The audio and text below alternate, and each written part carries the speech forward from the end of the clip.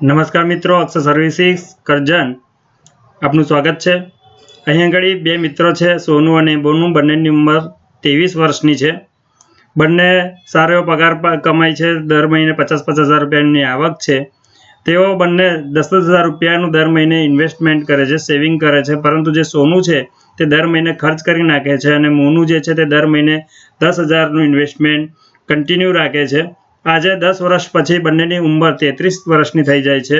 સોનુ જોવે છે કે ભાઈ મોનુ પાસે સારું એવું ભંડોળ એકઠું થઈ ગયું છે, તો તે પણ દર મહિને 10,000 રૂપિયાનું ઇન્વેસ્ટમેન્ટ શરૂ કરે છે।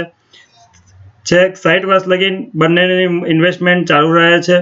હવે 27 વર્ષ પછી સોનુ જે છે તેનું ટોટલ ઇન્વેસ્ટમેન્ટ 32 લાખનું થાય છે, જ્યારે મોનુ જે છે એ 10 વર્ષ જ ઇન્વેસ્ટ કરે છે અને એની રકમ જે છે ઇન્વેસ્ટમેન્ટની તે 12 લાખ છે।